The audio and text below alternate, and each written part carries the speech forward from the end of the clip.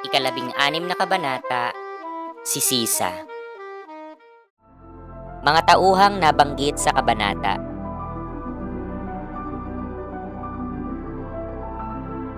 Talasalitaan, nilustay, inaksaya, sinayang, pinukol, binato, hibang, sira ang isip, pindang, tapa na karne ng baboy, baka, usa, at iba pang katulad, nahumpak, namayat, namumurok, nanaba, guni-guni, kapangyarihan ng isip na bumuo ng hulagway o pantasya, tangisan, taghoy na may malakas na pag-iyak, humahangos, nagmamadali, kapritsyo, luho, layaw, pobre, mahirap. Ang dilim ay bumalot na sa buong Santinakpan. Mahimbing nang natutulog ang mga taga San Diego matapos ialay ang kanilang panalangin para sa mga yumaong mahal sa buhay. Ngunit si Sisa ay nananatiling gising. Siya ay nakatira sa isang maliit na dampa sa labas ng bayan na mahigit 1 oras ang layo mula sa kabayanan. Si Sisa ay hindi pinalad sa buhay sapagkat napangasawa niya ang isang iresponsable at walang pakialam na lalaking si Pedro, isang sugarol at palaboy sa lansangan. Hindi nito inaalagaan ang kanilang mga anak, kaya si Sisa lamang ang nag-aaruga kina Basilio at Crispin. Dahil sa kapabayaan ng asawa, napilitan siyang ipagbili ang ilan sa kanyang mga alahas noong dalaga pa siya. Sa kabila ng lahat, matindi ang kanyang pagpapasensya at pagpapakamartir.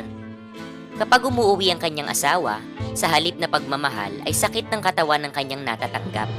Gayunpaman, para kay Sisa, ang kanyang asawa ay isang bathala at ang kanyang mga anak naman ay mga anghel. Nang gabing iyon, abala si Sisa sa paghahanda ng pagkain para sa kanyang mga anak.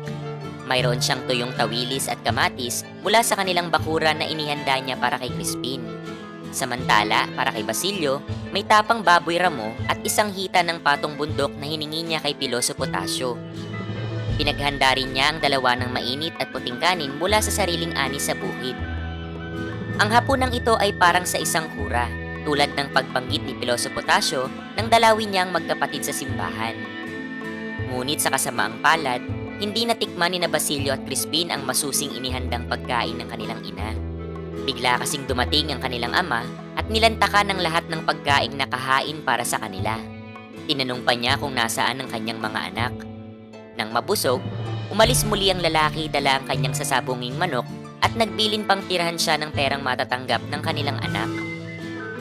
Labis ang hinagpis ni Sisa. Hindi niya mapigilan ang pagluha. Paano na ang kanyang dalawang anghel? Ngayon lang siya nagluto ng ganito, ngunit nawala lamang lahat sa isang iglap dahil sa kanyang walang pusong asawa. Luha ang nagsaing siyang muli at inihaw ang natitira niyang tuyong daing, iniisip ang gutom na maaaring danasin ng kanyang mga anak. Hindi siya mapakali sa paghihintay. Upang maibsan ng lungkot, mahina siyang umawit ng isang kundiman. Subalit bigla siyang napahinto. Itinuon ang tingin sa dilim na bumabalot sa paligid at nakaramdam ng isang malungkot na pangitain.